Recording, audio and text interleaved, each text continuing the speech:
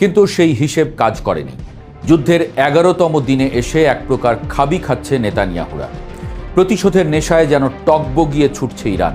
অবস্থা এমন বেগতিক যে সারা বিশ্বের সামনে মাথা তুলতেই হিসেব করতে হচ্ছে তাদের। পৃথিবীর সবচেয়ে শক্তিশালী দুটি দেশ এবং সাথে মিত্রদের নিয়েও ইরানকে দমানো যাচ্ছে না। বিশ্লেষকরা বলছেন, ইরান থেকে মুখ গুটিয়ে যে পালাবে পশ্চিম, সেই পথটাও আর খোলা নেই, কারণ ইরান তাদেরকে এখন পালাতেও দিচ্ছে না।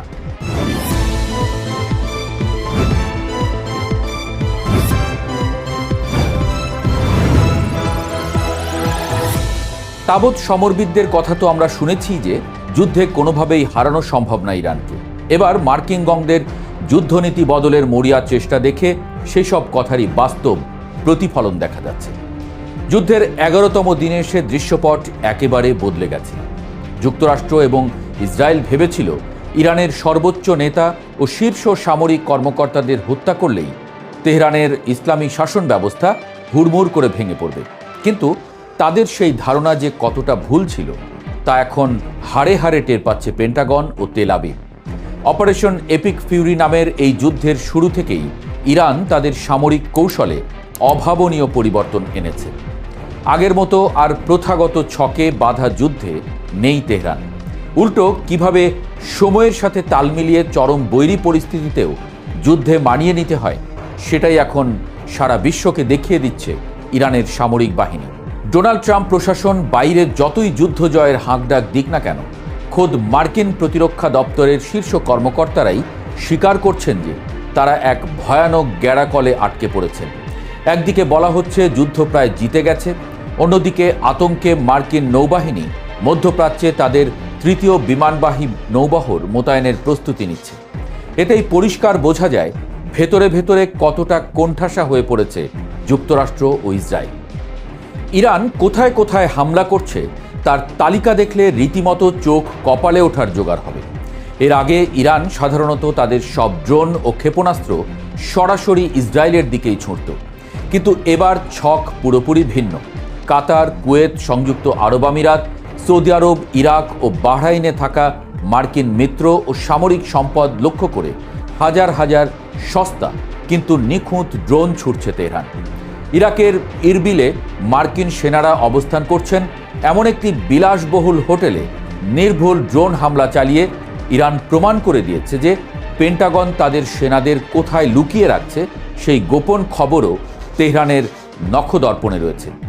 কাতারের আল উদেইদ ঘাঁটির অত্যাধুনিক রাডার ব্যবস্থা পুরোপুরি গুঁড়িয়ে দিয়েছে তারা। কুয়েতের আরিফজান ও আলী আল সালেম বিমান ঘাঁটির যোগাযোগ ব্যবস্থাও তছনছ করে দেওয়া হয়েছে। সবচেয়ে বড় ব্যাপার হলো ইরানের তেল শোধনাগারে মার্কিন ইসরায়েলি হামলার কড়া প্রতিশোধ হিসেবে ইরানও এবার সরাসরি ইসরায়েলের তেল শোধনাগারগুলোকে নিশানা করেছে। চোখ রাঙিয়ে তারা বুঝিয়ে দিয়েছে নিজেদের জ্বালানি খাতে আঘাত এলে ইসরায়েলের জ্বালানি নিরাপত্তাকেও তারা ধুলোয় মিশিয়ে দেবে। আর্থিক অঙ্গনেও এবার বড়সড় আঘাত হানার ছক কষেছে তেহরান। সমরবিদরা জানাচ্ছেন সামরিক স্থাপনার বাইরে এবার মার্কিন ও ইসরায়েল সংশ্লিষ্ট বড় বড় ব্যাংক এবং আর্থিক প্রতিষ্ঠানগুলোতে সাইবার ও সরাসরি হামলা চালানোর পরিকল্পনা করছে ইরান। যুদ্ধের ময়দানে যখন শত্রুকে পরাস্ত করা কঠিন হয়ে দাঁড়ায়, তখন তার অর্থনীতির মেরুদণ্ড ভেঙে দেওয়াই সবচেয়ে কার্যকর কৌশল। ইরান ঠিক সেই পথেই হাঁটছে। যুক্তরাষ্ট্র এবং ইসরায়েলের অর্থনীতিকে পঙ্গু করে দিতে পারলে তারা যে এমনিতেই পিছু হটতে বাধ্য হবে, সেটা ইরানি কমান্ডাররা খুব ভালো করেই জানেন। আর এই ব্যাংকিং ও আর্থিক খাতে আঘাত হানার খবরে পশ্চিমা দুনিয়ায় এরই মধ্যে চরম আতঙ্ক ছড়িয়ে পড়েছে। বিশ্ব অর্থনীতিতে এর ধাক্কা লাগলে তা 1973-74 সালের ওপেক তেল নিষেধাজ্ঞার চেয়েও ভয়াবহ হতে পারে বলে আশঙ্কা করছেন বিশেষজ্ঞরা। তেলের দাম ইতোমধ্যেই বেড়ে গেছে। ইরানের এই অভাবনীয় প্রতিরোধের পেছনে সবচেয়ে বড় চমক হিসেবে আবির্ভূত হয়েছেন তাদের নতুন সর্বোচ্চ নেতা মোজতবা খামেনি। অনেকেই ভেবেছিলেন আয়াতুল্লাহ আলী খামেনির মৃত্যুর পর ইরান নেতৃত্ব শূন্যতায় ভুগবে, কিন্তু নতুন খামেনি মোজতবা যেন পশ্চিমের জন্য আগের চেয়েও আরও বেশি ভয়ঙ্কর। গত 20 বছর ধরে তিনি নিজেকে যেন এই দিনের জন্যই প্রস্তুত করেছেন। তার ধূর্ত সমরনীতি এবং নিখুঁত যুদ্ধ কৌশলের কারণে কোনোভাবেই সুবিধা করতে পারছে না যুক্তরাষ্ট্র ইসরায়েল। আগে ইরান হামলার আগে সতর্ক বার্তা দিত, কিন্তু মোস্তফা খামেনির নির্দেশে সেই প্রথা বাতিল হয়েছে। এখন কোনো আগাম বার্তা ছাড়াই সরাসরি মার্কিন দুর্বল জায়গাগুলোতে, বিশেষ করে ইন্টারসেপ্টর ও বিমান প্রতিরক্ষা ব্যবস্থাগুলোতে আঘাত হানছে তেহরান। মোস্তফার এই রণকৌশলের কাছে রীতিমতো নাকানি চুবানি খাচ্ছে ইসরায়েল ও আমেরিকার সামরিক গোয়েন্দারা।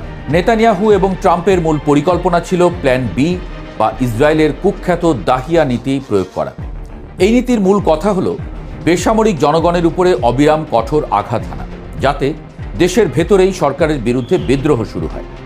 গাজা এবং লেবাননে এই একই নীতি প্রয়োগ করে ধ্বংসযজ্ঞ চালিয়েছিল তারা ভেবেছিল হাজার হাজার বোমা ফেলে বেসামরিক মানুষদের হত্যা করে এবং কুর্দি বা বালুচদের মতো সংখ্যালঘু গোষ্ঠীগুলোকে উস্কে দিয়ে ইরানকে ভেতর থেকে বিভক্ত করে ফেলবে।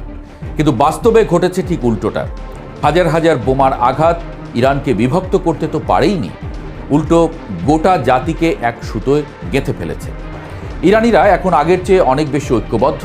তারা ডোনাল্ড ট্রাম্পের চালাকি এবং বিভাজনের রাজনীতি খুব ভালোভাবে বুঝে গেছে। তারা জানে নিজেদের মধ্যে বিভেদ তৈরি হলে তা কেবল শত্রুরই লাভ। তাই নিজেদের সব রাজনৈতিক ও মতাদর্শগত পার্থক্য ভুলে তারা এখন মাতৃভূমি রক্ষায় এক ঢালে পরিণত হয়েছে। এই অসম যুদ্ধে ইরান একা লড়ছে না, পর্দার আড়াল থেকে তাদের দিকে সাহায্যের হাত বাড়িয়ে দিয়েছে বিশ্বের অন্যতম পরাশক্তি রাশিয়া ও চীন। মস্কো এবং বেইজিং খুব ভালো করেই জানে মধ্যপ্রাচ্যে মার্কিন আধিপত্য নিরঙ্কুশভাবে টিকিয়ে রাখা মানে তাদের নিজেদের ভূরাজনৈতিক স্বার্থের জন্য মারাত্মক হুমকি। তাই তারা ইরানকে অত্যাধুনিক সামরিক প্রযুক্তি, স্যাটেলাইট ও গোয়েন্দা তথ্য এবং সাইবার সহায়তা দিয়ে সাহায্য করে যাচ্ছে।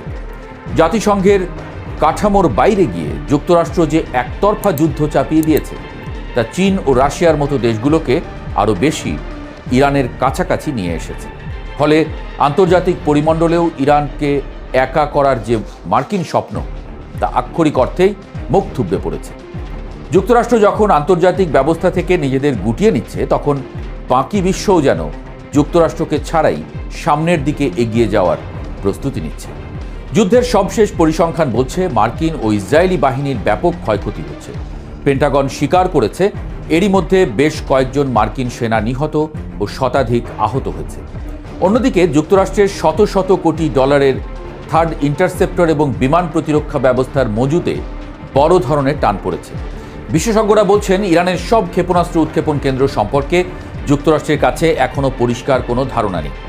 মজার ব্যাপার হলো, সামরিক বিশেষজ্ঞরা মনে করছেন ইরান এখনও তাদের সেরা তীরটি ছোঁড়েইনি। তাদের মজুদে থাকা ভয়ঙ্কর সব উন্নত ও হাইপারসনিক ক্ষেপণাস্ত্রগুলো বড় কোনো লক্ষ্যের জন্য সযত্নে জমিয়ে রাখা হয়েছে। যখনই যুক্তরাষ্ট্র বা ইসরায়েল বড় কোনো ভুল করবে, তখনই হয়তো ধেয়ে আসবে সেই অপ্রতিরোধ্য হাইপারসনিক আঘাত। সব মিলিয়ে মধ্যপ্রাচ্যের এই দাবানল এখন এমন এক পর্যায়ে পৌঁছেছে যেখান থেকে সম্মানজনকভাবে ফিরে যাওয়ার কোনো পথই আর যুক্তরাষ্ট্র বা ইসরায়েলের সামনে খোলা নেই। তারা ভেবেছিল দ্রুততম সময়ের মধ্যে ইরানকে শায়েস্তা করে নিজেদের সামরিক শ্রেষ্ঠত্ব জাহির করবে, কিন্তু এখন সেই ফাঁদে তারা নিজেরাই এমনভাবে আটকে গেছে যে চাইলেও আর পিছু হটার সুযোগ নেই। বিশ্লেষকরা বলছেন নেতানিয়াহু নিজের তৈরি ফাঁদে নিজেই পড়েছেন এবং সেই সাথে ট্রাম্প প্রশাসনকেও টেনে এনেছেন। এই সংঘাতে আংশিক বিজয়ের কোনো সুযোগ নেই, আর পূর্ণাঙ্গ বিজয় অর্জন করাও এখন তাদের জন্য দিবা স্বপ্নে পরিণত হয়েছে। ইরান বুঝিয়ে দিয়েছে তারা শুধু মার খেতেই আসেনি, মার কিভাবে ফিরিয়ে দিতে হয় সেই শিল্পটাও তাদের খুব ভালোভাবেই জানা আছে।